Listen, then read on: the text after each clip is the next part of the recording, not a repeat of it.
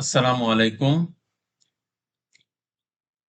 আজকে আমি এই ভিডিওতে আমরা আলাপ করব ঢাকা স্টক এক্সচেঞ্জে তালিকাভুক্ত অন্যতম শীর্ষস্থানীয় বেসরকারি বাণিজ্যিক ব্যাংক ব্র্যাক ব্যাংক পিএলসি।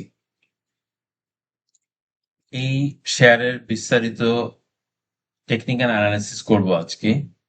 সম্প্রতি মূল্য পরিবর্তন, chart pattern, support resistance level, সামগ্রিক মার্কেট ট্রেন্ড নিয়ে আলোচনা করা হবে। তো আমরা শুরু করি। এর আগে আমি ব্র্যাক ব্যাংক নিয়ে বলেছিলাম, তাও আজকে আবার একটু আপনাদের সামনে তুলে ধরি। আপনারা দেখতে পাচ্ছেন এখানে ডাউন ট্রেন্ডে ছিল অনেকদিন, এবং এই জায়গাতে এসে একটা বড় এনগালফ ক্যান্ডেলের মাধ্যমে উঠার চেষ্টা করেছিল, বাট 66.1-এ এসে আবার রেজিস্ট্যান্স পেল 2 দিন, তারপর আবার সে নেমে গেল।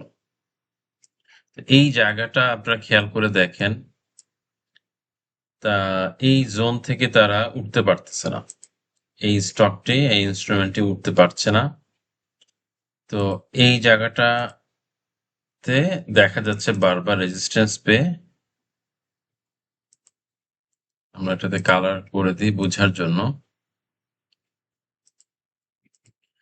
এই জায়গাতে এসে রেজিস্ট্যান্স পেয়ে আবার সে সাপোর্ট পেল, এখানে আবার বারবার সাপোর্ট নিচ্ছে এই জোনটাতে, আবার নিচের দিকে আসবে, আশা করে আবার এখানে এসে সাপোর্ট নিয়ে আবার উঠতে পারে বা এর আগে উঠে যেতে পারে।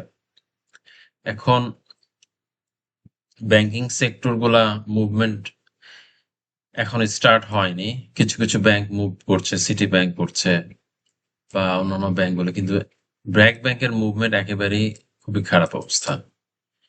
তো আমরা দেখছি আরএসআই নেমে গিয়েছে, ম্যাকডি ক্রসওভার হয়েছিল, সাপোর্ট নিয়ে নিয়ে উঠার চেষ্টা করতেছে, বাট সেই পরিমাণ ভলিউম আসছে না। আপনারা দেখতেই পাচ্ছেন ভলিউমটা কিন্তু 121 দিনের মধ্যে এখন নিচে আছে, ভলিউমের বারটা দেখা যাচ্ছে একবার মাত্র 121 দিনের উপরে উঠেছিল।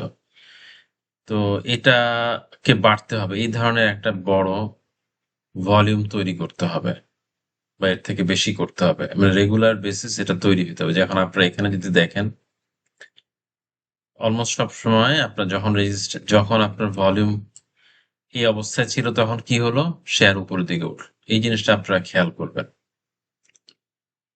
ভলিউম একটা বড় ফ্যাক্টর, ভলিউম ছাড়া আপনার ইনস্ট্রুমেন্টের প্রাইস কোনোভাবেই বাড়বে না। আর অন্যান্য ইন্ডিকেটর গুলা দেখে খুব একটা লাভ হবে না, যেহেতু আপনার এখানে অলরেডি সেল সিগন্যাল দিচ্ছে। আপনি হাসি নিকিতে যদি যান, যেখানে যান, আপনি সেল সিগন্যাল পাবেন, এই যে সেল সিগন্যাল আসছে। সো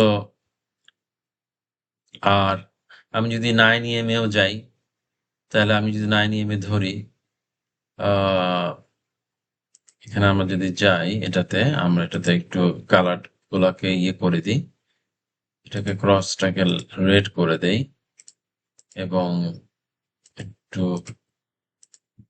থিকনেস বাড়িয়ে দেই, তাহলে আপনার বুঝতে সুবিধা হবে। রেড কালারটা হচ্ছে 200 EM-এ, লং, লং মানে 200, আর গ্রিনটা হচ্ছে 9 EM-এ। তো আমি 9 EM-এ কে বাংলাদেশের জন্য আমি নর্মালি 14 ধরি, 14 ধরি। তো 14 নিচে চলে গেছে, দেখা যাচ্ছে যে প্রাইসটা এই 14 ডের ক্লোজিং প্রাইস 14 ডের নিচে আছে। এটা এটা আরো নিচে যাবে, মনে হয় আজকে এখানে সাপোর্ট পাওয়ার সম্ভাবনা খুব বেশি। এখান থেকে কেউ যদি কিনতে পারে, তার জন্য বেটার হবে। এখানে কিনলো, এই জোনটাতে সেল করে দিল, এখানে টপে গিয়ে 66 পয়েন্ট সেল করে দিতে পারে। এভাবে আপনি ট্রেড নিতে পারেন, বা ভলিউম যদি ভালো আসে তাহলে ধরে রাখতে পারেন, but depends on the volume. এটা খুবই ক্রুশাল আপনাদের জন্য। আমরা যদি আমরা যদি দেখি, পিভটে আপনাদের একটু, অনেকদিন পিভট নিয়ে আলাপ করি না। পিভটের উপরে থাকলে নর্মালি আমরা ধরি যে এই শেয়ারটা শক্তি আছে, এখন উপরে যাওয়ার সম্ভাবনা আছে। এটা দেখা যায়নি, এখানে একটা রেড ক্যান্ডেল এসে আলটিমেটলি নিচে নেমে গেছে। মানে আপনাকে অবশ্যই শেয়ার যদি ভালো করতে হয়, আপনি আগের দিনগুলো দেখতে পারেন। এই যে উপরে উঠতে পারে নাই, পি এর উপরে উঠতে পারে নাই, এটা আলটিমেটলি নিচে নেমে গেছে। এখানেও একই অবস্থা, পি এর উপরে থাকতে পারেনি, নেমে গেছে। এখানে একই, পি এর উপরে থাকতে পারেনি, নেমে গেছে। তো এইভাবেই আপনি পিভটের উপরে যদি থাকতে না পারে তাহলে আপনার এই জায়গাটা খেয়াল করে দেখেন, এই পিভটের উপরে যতদিন ছিল ততদিন সে ভালো করছে, এরপরে একটা বড় অ্যাঙ্গেল বিয়ারিশ ক্যান্ডেল এসে এটা ফুললি নেমে গেছে। এই জিনিসগুলো একটু খেয়াল করবেন আপনারা। আপনারা দেখেন এখানে পিভটের উপরে ছিল বলে আস্তে আস্তে সেটা, এবং 14 ইএমএ ফলো করে করে সে মুভমেন্টে ছিল, এবং যখনই 14 ইএমএ ব্রেক করে ফেললো আলটিমেটলি ডাউন ট্রেন্ডে চলে আসলো, এবং সবগুলো প্রাইস ক্লোজিং প্রাইস গুলাই ছিল এখানকার প্রাইস গুলা আলটিমেটলি কোথায় ছিল, 14 ইএমএ নিচে ছিল ক্লোজিং প্রাইস, যার কারণে এটা আর আসলে সে সার্ভাইভ করতে পারেনি। আমি হাইসেনিকে খুলেছি বলে জিনিসটা হয়তো একটু সমস্যা হচ্ছে, এখন আপনি বুঝতে পারবেন এই সিচুয়েশনটা দাঁড়িয়েছে। সো হায়ার হাই তুলতে হবে, লোয়ার থেকে হায়ার হাই, হায়ার হাই থেকে হায়ার লো, আবার হায়ার হাই হবে, মানে এই হায়ার হাই থেকে এটা উপরে থাকবে, আদারওয়াইজ এটা কোনো ট্রেন্ড হবে না, কোনো মোমেন্টামই তৈরি হবে না। আপনার ট্রেন্ড কাকে বলে? ট্রেন্ড হচ্ছে যখন এটা সাইডওয়েজ কোনো ট্রেন্ড না, এটা সাইডওয়েজ মুভমেন্ট। এখানেও আপনি বাই সেল করতে পারেন, বাট সেটা খুব একটা ভালো ভালো দিক না। সবচেয়ে ভালো হচ্ছে একটা ট্রেন লাইন ড্র হবে, যেমন এখানে ধরেন একটা ট্রেন লাইন ড্র হয়েছে, আপনি নিজে ট্রেন লাইন ড্র করতে পারবেন। আপ ট্রেন্ডে দেখবেন যেটা আপ ট্রেন্ডে যাচ্ছে, হায়ার হাই হচ্ছে, হায়ার লো হচ্ছে, আবার হায়ার হাই হচ্ছে, আবার হায়ার লো হচ্ছে, এইভাবে প্রাইসটা আপ মুভমেন্টে যাচ্ছে, মানে উপরের দিকে যাচ্ছে। এটা হলে আপনি বুঝতে হবে এই ধরনের শেয়ারগুলাই আপনারা চয়েস করবেন। আশা করি বুঝতে পেরেছেন। আমি যদি আরএসআই এর দিকে যাই, আরএসআই তো বলেছি, এমএফআই এর অবস্থা আমি দেখে নিই আমরা কি অবস্থা। এমএফআই মানি ফ্লোর কি অবস্থা দেখেন না, মানি ফ্লো কিন্তু কমে গেছে। সো এতটুকুই আপনাদের জন্য আজকে। এখানে আমি কোনো বাই সেলের নির্দেশনা দিচ্ছি না, আপনারা নিজেরা গবেষণা করে নিজেরা প্র্যাকটিস করবেন, সব সময় প্র্যাকটিস করে আপনারা বাই সেল করবেন। আপনাদের ভুল হতে পারে, কিন্তু ভুল থেকে আবার শিক্ষাটা নিয়ে রাখবেন, দরকার হলে ভুলের কথাগুলো লিখে রাখবেন, একটা নিজস্ব জার্নাল তৈরি করবেন যে আমি এই জায়গায় এই কারণে আমার এই ভুলটা হয়েছে, এই ভুলের কারণে আমাকে আজকে এই মাসুলটা দিতে হচ্ছে। এটা যদি আপনারা নিজেরা জার্নাল লিখে রাখেন, আপনাদের ভুলের জার্নাল লিখে রাখেন, তাহলে আপনি এই ভুল থেকেই যেন নেক্সট টাইম আর কোনো ভুল না করেন, এটা আপনি আপনাদের মধ্যে, তখন আপনারা ওই জার্নালটা দেখে বা ওই নোটটা দেখে আপনি সতর্ক হয়ে যেতে পারবেন। আশা করি আপনারা, মার্কেট এখন একটু খারাপে, মানে ডাউনওয়ার্ডের দিকে যাচ্ছে। সো এটা আমি জানি না সাপোর্টের কি অবস্থা, একটু দেখে আসি আমরা। আমরা যদি ডিএসসিটা দেখে আসি, আশা করি আজকে সাপোর্ট পাবে। আপনাদেরকে কালকে বলেছিলাম এখানে সাপোর্ট যদি ট্রেন্ডে যদি সাপোর্ট না নেয়, এই ট্রেন্ড লাইনটা ইনভ্যালিড হয়ে গেল, এই ট্রেন্ড লাইনটাও এখন ইনভ্যালিড। তাহলে এখন হরাইজন্টাল ট্রেন্ড লাইনের মধ্যে আমি দেখতে পাচ্ছি এখানে একটা যদি সাপোর্ট, এখানে অলরেডি কালকে সাপোর্ট নিয়েছে, এই জায়গাতে রেজিস্ট্যান্স পেয়ে সে অল্প একটু বায়ারদের একটু মুভমেন্ট ছিল বা একটা প্রেসার ছিল। এখন যদি এইখানে সাপোর্টটা নিতে পারে তাহলে আশা করি উপরের দিকে যাবে। এই জায়গাটা, এই রেজিস্ট্যান্সটা যদি ক্রস করতে পারে, এখানে একটা জোন তৈরি করেছে, সাইডওয়েজ জোন। আপনারা খেয়াল করে দেখেন, ভালো করে খেয়াল করে দেখেন, এখানে একটা জোন তৈরি করেছে।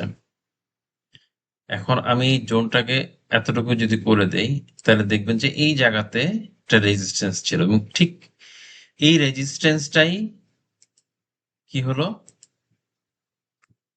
এই রেজিস্ট্যান্সটা এখানে দেখা যাচ্ছে। আশা করি এই জায়গাটাতে সাপোর্ট নিবে, আমি আশা করতেছি। এই জায়গাতে যদি সাপোর্ট নেয় তাহলে আস্তে ওঠার সম্ভাবনা, এই এবং এটা ব্রেকআউট হইতে হবে, এটাও ব্রেকআউট হইতে হবে, দুইটা জিনিস ব্রেকআউট হইতে হবে। এটা যদি ব্রেকআউট হয়, একটা ফার্স্ট ইন্ডিকেশন হবে যে না, আমাদের ট্রেন্ড চেঞ্জ হচ্ছে।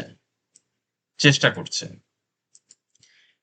এই ট্রেন্ড লাইনটাকে ব্রেক করতে হবে, প্লাস এই হরাইজন্টাল রেজিস্ট্যান্সটা ব্রেক করতে সবচেয়ে স্ট্রং, এবং একটা বড় বুলিশ এনগালফ ক্যান্ডেলের মাধ্যমে এটা হবে ইনশাআল্লাহ।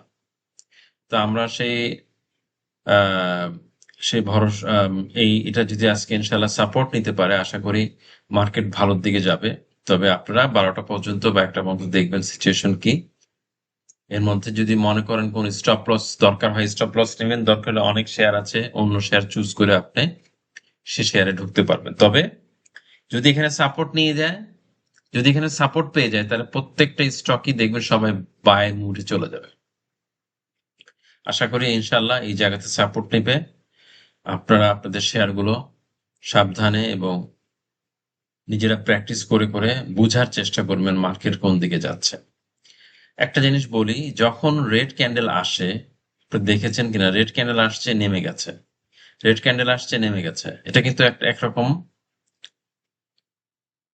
আপনি নর্মাল মার্কেটে দেখবেন এটা হবে, এবং এটা প্রত্যেকটা শেয়ারের ক্ষেত্রেই হচ্ছে। এবং এখানে নিচের থেকে একটা বায়ার প্রেসার ছিল বলে এটা উপর উঠেছিল, বাট এখানে এই জায়গাটা সাপ্লাই জোন, এই সাপ্লাই জোনটা ক্রস করতে পারছে না মার্কেট।